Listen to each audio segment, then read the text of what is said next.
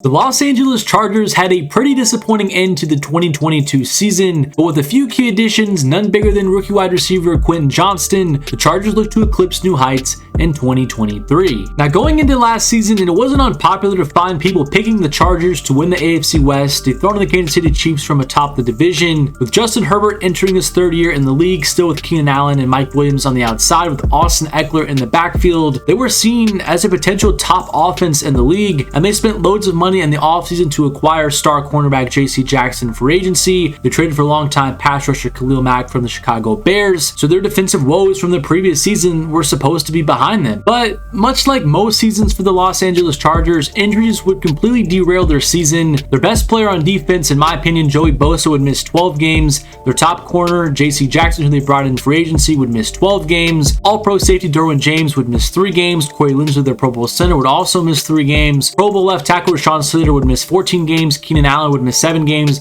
Mike Williams would also miss 4 games. And even Justin Herbert fractured cartilage in his ribs in week 2, which affected him for at least half of the season. So really, when you break it all down, all of the best players on the roster last season missed significant time, which is just honestly ridiculous that it seems like this happens every single year for the Chargers, and they just cannot figure out how to stay healthy every year. But due largely to the injuries, they would start slow, sitting at 6-6 in December, but as the weaker portion of their schedule began and some of their key players got healthy, the Chargers would begin to take off at the perfect time, winning 4 straight games and clinching a playoff spot in week 17. I believe if they needed to win that last game of the season against the Denver Broncos and didn't take out their starters in the second half, that there was a good chance the Chargers could have ended the season 11-6 while being winners of their last 6 games heading into the playoffs. But regardless, they made the playoffs as the 5th seed and had a showdown with Trevor Lawrence in the Jacksonville Jaguars in the wild card round. And this became one of the craziest games of the entire season, with the Chargers starting out on absolute fire, causing Trevor Lawrence to throw 4 first-half interceptions and jumping out to a stunning 27-0 lead on the road. I was honestly stunned when this happened. I thought this game was going to be one of the more exciting ones of the entire playoffs. Instead, the game was on track for a historic blowout. But as we all know now, something in that locker room at halftime happened. I'm not sure what it was, but the game completely flipped on its head in the second half. The Jags would proceed to outscore the Chargers 31-3 and stun them with the walk-off field goal to complete one of the biggest comebacks in playoff history. And at the end of it all I could really do was shake my head because the Chargers had done it again. But that's the quick recap on how the Chargers have gotten to this point. I'm very sorry to any Chargers fans I might have just brought into a quick state of depression, but they did do a lot of exciting things this offseason, so let's go ahead and transition to that and talk about some good things. On top of getting a lot of key injured players back this year, including Rashawn Slater, who barely played at all last year, and J.C. Jackson, hopefully he can return and be ready for the start of the season. One of my favorite actual moves that they did this offseason was bringing in Kellen Moore, the former offensive coordinator for the Dallas Cowboys, to be their new OC. To this day, I'm still not entirely sure why the Cowboys did decide to move on from Moore. I thought he was one of the best offensive coordinators in the league. He's routinely had the Cowboys top 5 in scoring. They've had a potent offense ever since he's really taken over the reins for that team, and he did it again as recent as last year with CeeDee Lamb being his real only bona fide wide receiver. Tony Pollard, who not many people knew about until this past season. Ezekiel Elliott had really fallen off this past year. He was not a huge part of their offense, and they also had some injuries on their offensive line. Some key guys missed a lot of the season, even their left tackle and Tyron Smith, he missed most of the season. Dak Prescott even got hurt. He missed 5 games, so Cooper Rush had to step in. So the fact that the Cowboys were still one of the top offenses in the league is pretty crazy to me. So now if you're the Chargers, you're replacing Joe Lombardi with Kellen Moore, and I think that's a huge upgrade. There was a ton of discourse last year talking about Joe Lombardi and how bad of an OC he was. He did not maximize Justin Herbert's strength of his ability to push the ball down the field. A big joke that a lot of people had about the Chargers offense was they were running the Drew Brees system with a guy that had a way better arm than Brees had. His play calling at times was also questionable, and I just saw him getting absolutely blasted all over social media practically every game. So this year, I expect the Chargers offense to be more vertical while also having a lot more play action.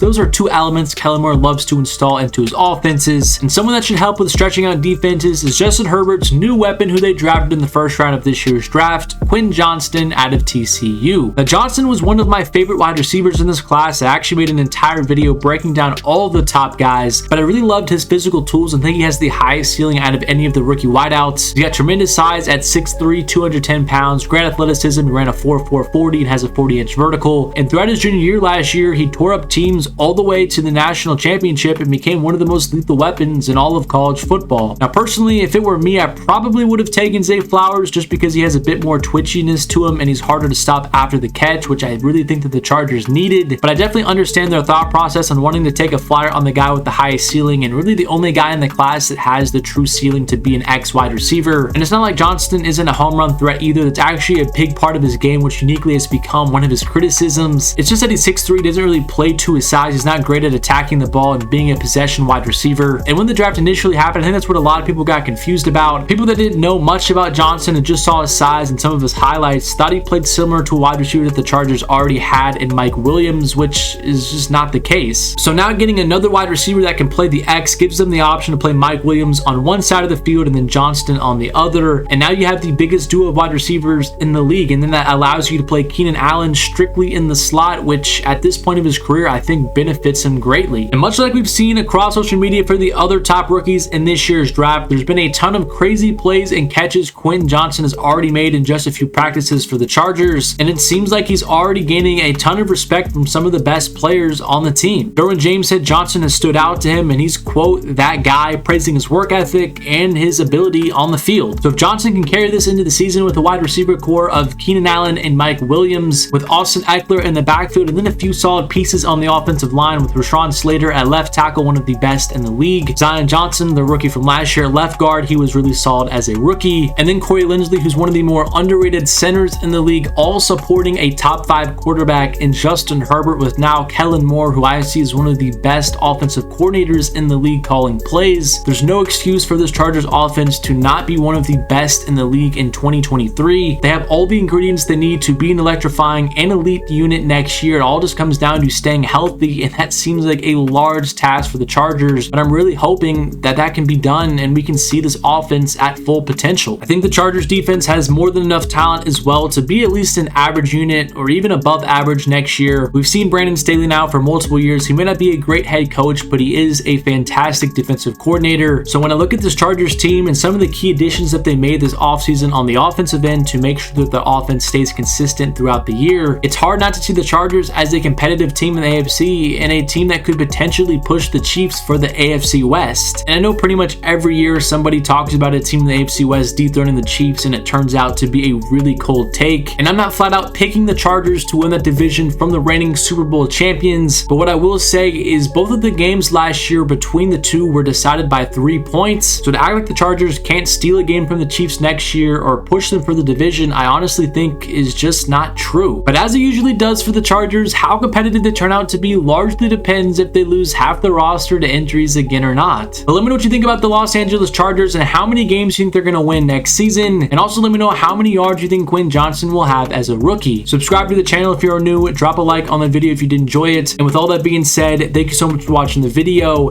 and I'll catch you guys in my next one.